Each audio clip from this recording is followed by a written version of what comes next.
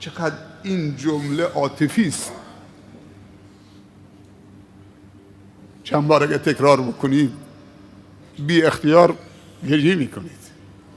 اللهم انت ربی، پروردگارا تو رب منیت.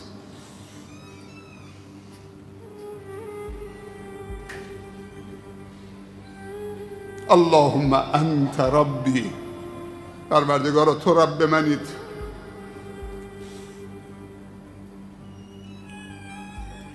معنیش اینه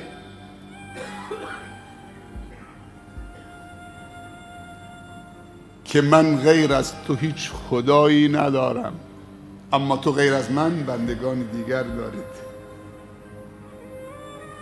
پیامبر صلی الله علیه و سلم در جای دیگه میفرمایند در اذکار صبح و شام، هر روز صبح که نماز صبح میخونید سنت است که 3 بار بگی رضیت بالله ربا، راضی و خوشنود شدم و دلم شاد خوشحاله که تو رب من باشید. من غیر از تو نمیپسندم، من غیر از تو نمیپذیرم، من غیر از تو دوست ندارم. بله دوست دارم کسانی که تو دوستشون دارید، دوست دارم عملی که تو دوست دارید، همش خلاصه میشه در دوستی تو. چقدر زیباست. به ربی غیر از تو راضی نمیشم، دلم آرام نمیگیره، احساس ناامنی میکنم. این نام توست که من آرام میکنه. الا به ذکر الله تطمئن القلوب. هر وقت معصیت تو کردیم، از تو فاصله گرفتیم، دلمون در اختیار کسی دیگه گذاشتیم، غیر از تو احساس ناامنی کردیم، دچار افسردگی شدیم، پریشان شدیم، مضطرب الحال شدیم.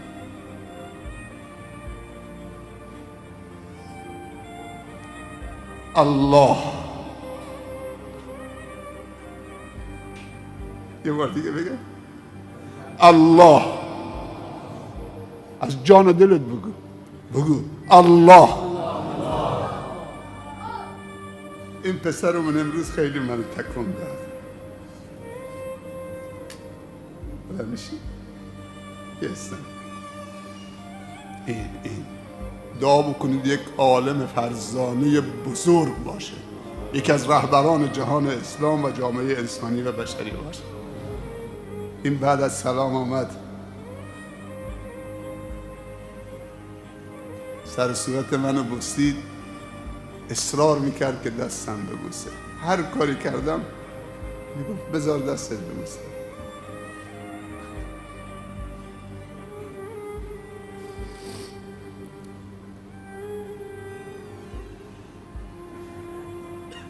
اینا کوچکان بزرگن، خانواده خوب تربیتشون کرده. من نمیدونم اسمش کیه، از کجاست، برای من مهم نیست. بچه های کوچکتون بیارید تو مجالس خوب، مجالس بزرگان، جاهای خوب. بشین پسرم، بشین. رضیت بالله ربا، با دلت بگو، شاد باشه، دلت شاد باشه که خدا توشه. شکر خدا بکنید که الله مال همه است بدون استثناء. اگر الله ما رو یک قشر خاصی بود چه کار میکردیم؟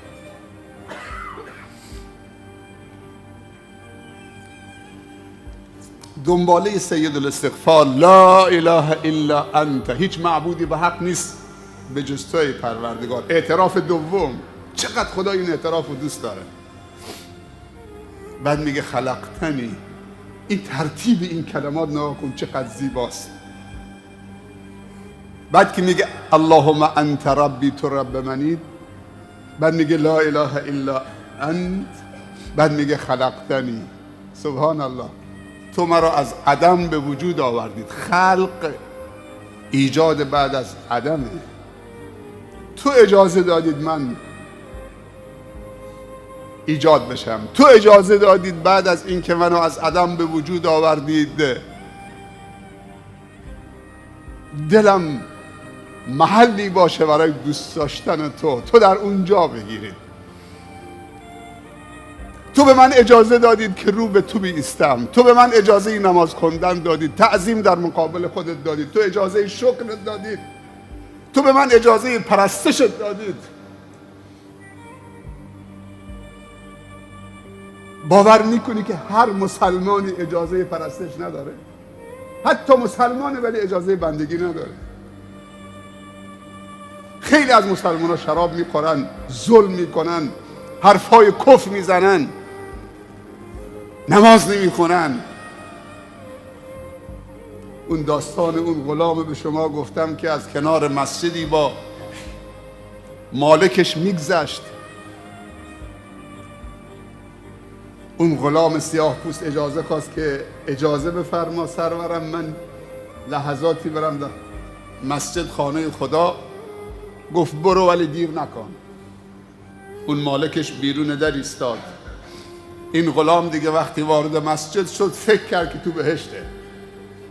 وقتی که وارد راز و نیاز و با رب العالمین شد از خود بی خود شد.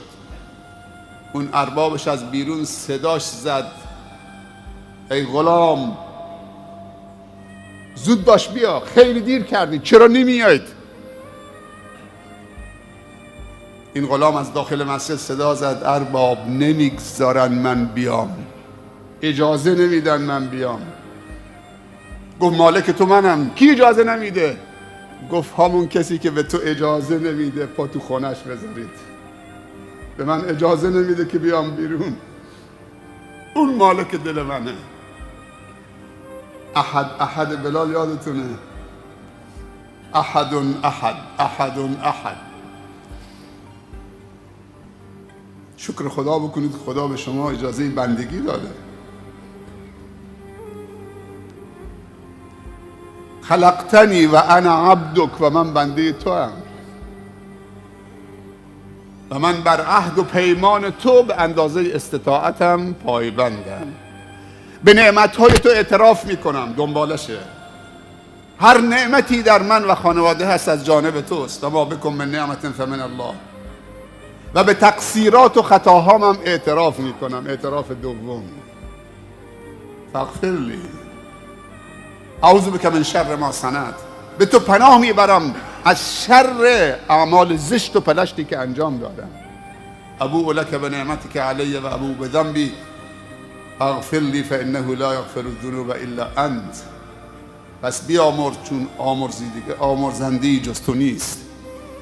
راضی شدم که تو رب من باشید و اسلام دین من باشه و پیامبر صلی الله علیه و سلم نبی و رسول من باشه. این اعترافات خیلی عالیه، آدم آرام میکنه. الا به ذکر الله تطمئن القلوب. خداوند دو چیز به ما داده. یکی عقل داده که فکر کنیم، مثبت فکر کنیم، زیبا فکر کنیم، مفید فکر کنیم و از خدا بخواهیم که استعداد و هوش ما را افزایش بده. این دعا خیلی دعای خوبیه. در حق هم دعا بکنیم که خدایا استعداد و هوش ما را شکوفا بساز، افزایش بده تا چیزها اونطوری که هست ببینیم و بفهمیم. این خیلی دعای خوبه. در حق فرزندانمون دعا بکنیم، دست به سرشون بکشیم، خدای استعداد و هوش بچه های ما را شکوفا بگردان، افزایش بده تا حقایق اونطوری که هست ببینن، عظمت و بزرگی تو اونطوری که هست پی ببرن، درک صحیح از کلام رب العالمین داشته باشن، از دین داشته باشن، عبادتشون تقلیدی و کورکارانه نباشه، عبادتشون بر مبنای علم و معرفت و دانش و شناخت و آگاهی باشه. اسلام دین تقدسگرایی نیست. مولوی ها و علما حق ندارن و آخوندا مردم رو در جهل و بیسوادی قرار بدن که ازشون پیروی بکنن و بر اونها مسلط باشن. ما باید دین خدا اون طوری که هست به خاطر خدا یاد مردم بدیم، حتی اگه مردم دین خدا رو یاد گرفتن، احترام هم نکردن، اشکالی نداره. اجازه ندید کسی دستتون ببوسه. در هر جایگاهی که هستید، هر شیخی که هستید، ما وظیفه داریم که بندگان خدا رو به خدا وصل بکنیم، نه به خودمون. قرار نشده ما خدای دیگر بشیم. احترام و محبت جای خودش، اما تقدسگرایی در اسلام سبب استبداد دینی و مذهبی میشه، مرید و مراد درست میشه، دین تعطیل میشه، خرافات در جامعه چه؟ زیاد میشه و اسلام دین خرافات نیست. امشب ما جمع شدیم که تبدیل بشیم. کشور ما تنوع مذهبی داره، تنوع قومی داره، ولی بالاتر از همه ما مسلمانیم، بنده خدا هستیم. شافعی به حنفی توهین نکنه، حنفی به شافعی توهین نکنه، حنفی و شافعی سنی به شیعه توهین نکنه. اگر دلیل داری مطرح کن، همدیگر رو دوست بداریم. کشور مال همه است، مال شیعه هست، مال سنی هست، مال مسلمان هست، مال غیر مسلمان هست. این کشور مادر ماست، وطن ماست، بالاتر از همه اسلام همه چیز ماست، پدر و مادر ماست. اگر کسی اشتباه میکنه تذکر بدیم، خیلی محترمانه. فرهنگ همزیستی، اینجا بلوچ هست، کرد هست، مهاجر افغان هست، بنگالی هست، بندری هست، ترک هست، عرب هست، شیعه هست.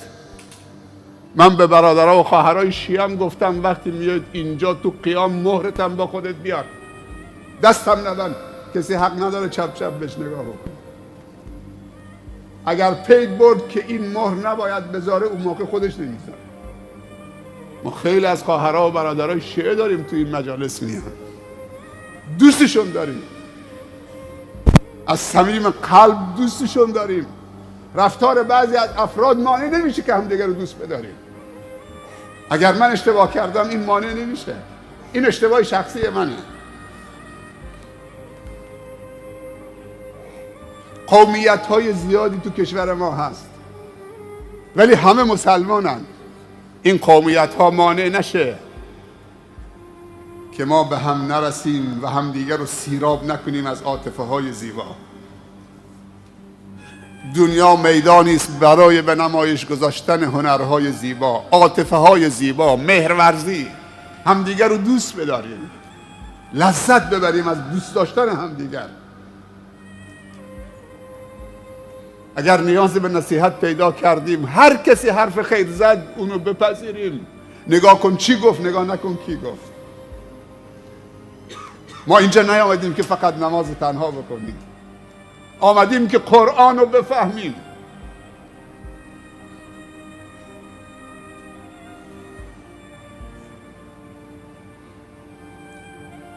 سه تا رابطه وجود داره در قرآن، سه تا رابطه وجود داره. یک رابطه با رب العالمین، با خالق، مبناش توحیده.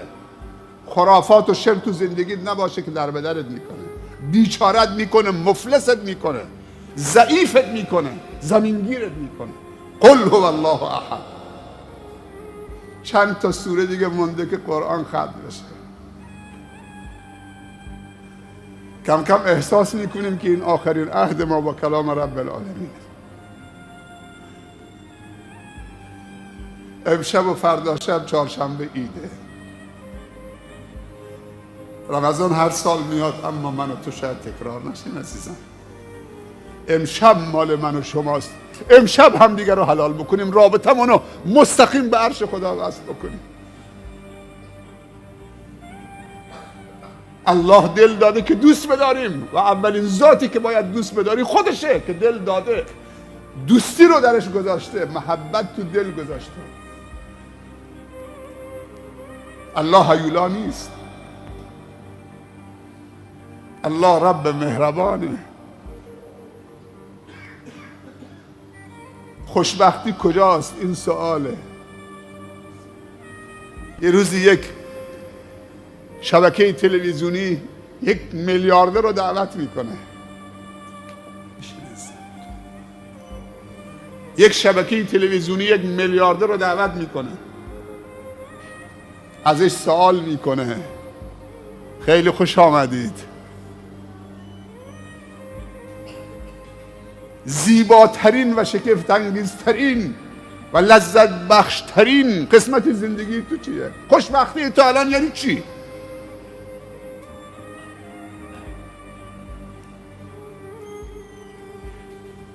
بعد این شخص میلیاردر جواب مجری میده که من 4 مرحله زندگی رو گذراندم، تو 3 مرحلهش سعادت ندیدم، اشباع نشدم، ارضا نشدم، احساس سعادت نکردم. مرحله اول جمع آوری مال، ثروت، رصید بانکی به اوج رسیده، نمیتونم بشمارمش. فکر میکردم که جمع مال و املاک سعادته، خودمو خسته کردم، جمع کردم، باید نگهبانی بدم. دیدم که منو ارضا نمیکنه. منتقل شدم به مرحله دوم، رفتم رو عتیقه، گفتم عتیقه بخرم، چیزهای قدیمی بهش میگن عتیقه. میدونی عتیقه چیه؟ ایمان عتیقه هست، گنج ایمانه، کلی عتیقه، مخطوطات، دستنوشته ها، ظرف های قدیمی و جمع کردم. هی نگاه میکردم، کلکسیونی از عتیقه های متنوع دنیا. هر روز رد میشدم جلو قفسه ها، ویترین ها نگاه میکردم، دیدم نه اینم منو ارضا نمیکنه. منتقل شدم به سومی، ویلاهای زیبا و جذاب تو زیباترین جزیره های دنیا، تو جزیره موریس، زیباترین جزیره دنیا. مالدیو، زیباترین جزیره مرجانی دنیا و بزرگترینش، تو اقیانوس هنده. کشتی های آنچنانی، هواپیماهای آنچنانی، هلیکوپترهای آنچنانی، باغهای آنچنانی. فکر میکردم که سعادت، دیدم که نه. یک روز منتقل شدم به مرحله 4. یک روز بهم زنگ زدن که یه دعوتنامه هست، میخوان شما رو دعوت کنن. 3 مرحله گذشت، ارضا نشد. مرحله 4 دعوتنامه آمد برام از مدرسه معلولین، بچه های معلولی که پا نداشتن، فلج بودن. دیگه رفتم دنبال سعادت، دیگه رفتم. وقتی رفتم که همه بچه های معلول 100 تا نشستن. بعد یکی از این معلولان بلند شد، تشکر از من کرد از اینکه دعوت پذیرفتید به مدرسه معلولین بیاید. گفت من به نمایندگی یه تقاضا دارم، 100 تا صندلی میخوام برای این معلولی، صندلی کم داریم. دیگه دستور دادم 100 تا صندلی آماده بشه براشون. راز خوشبختی کجاست؟ بهشت کجاست؟ دیگه قبول کردم 100 تا صندلی براشون خریداری بشه. وقتی که جلسه تمام شد میخواستم برم، یکی از همین دانش آموزای معلول زد پامو محکم گرفت، پنجه زد پامو محکم گرفت. خیلی میگه معذب شدم که اصلا رها نمیکرد. بعد خیره شد تو چشمان من، روشو بر نمیگردون، حلقه زده بود درست تو چشمان من، مثل این عزیزم. هر کاری کردم دستاشو گرفتم، بلند شو پسرم اجازه بده پامو بلند بکنم. طوری گرفته بود، خیره. گفتم چیزی لازم دارید پسرم؟ دیگه خیلی با آرامی دستشو باز کردم، بلندش کردم، گفتم پسرم تقاضای دیگه دارید؟ بگید کلر میخواید، چی میخواید؟ میدونی چی گفت؟ گفت نه ما تقاضای دیگه نداریم. فقط دعا میکنم که وقتی با هم رفتیم تو بهشت خدا، اونجا جلو خدا تو بهشت خدا از تو تشکر میکنم.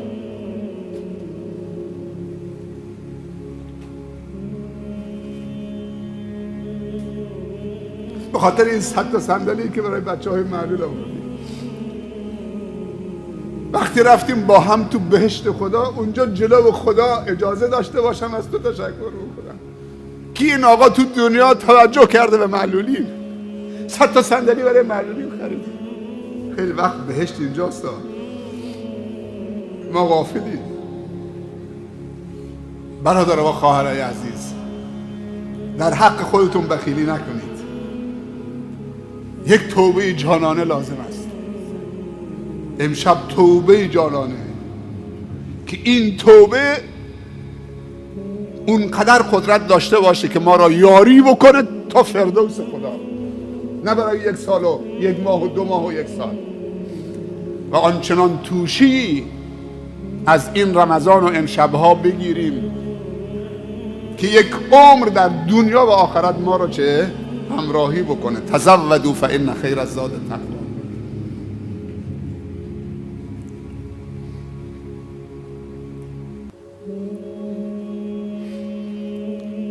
عزیزان، ما نماز وتر میخونیم. اون چند سوری که مونده تو نماز وتر خونده میشه. بعد از رکوع رکعت سوم که بالا آمدیم، برادر مصدق دعای ختم قرآن. دلتون حاضر باشید، آمیناتون هماهنگ و منسجم باشه. در حد ربع ساعت 20 دقیقه دعای ختم قرآن میکنه، دعا میکنه، دعاهای جامع کامل متوقف کامل. دلتون همه حاضر باشه، هم برادرها و هم دعایی که به درد دنیا و آخرت کنه. همه را هم منسجم آمین بگیم. صداتون بیش از حد بلند نکنید با گریه.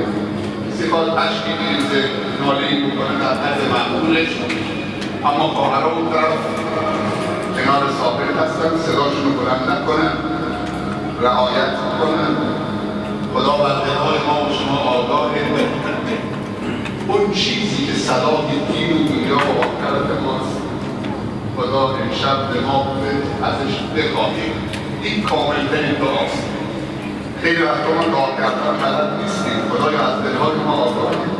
اون چیزی که میتونی صلاح دین و دنیا و آخرت ما و خانواده و فرزندان داخل شه، اون عنایت کنه. عزیزان، مسئولم که جا کمه، اما دل ما جای همه شما رو داره. بعضی از خواهران، خیلی خواهران ساحلن مفاد برن سجده میکنن.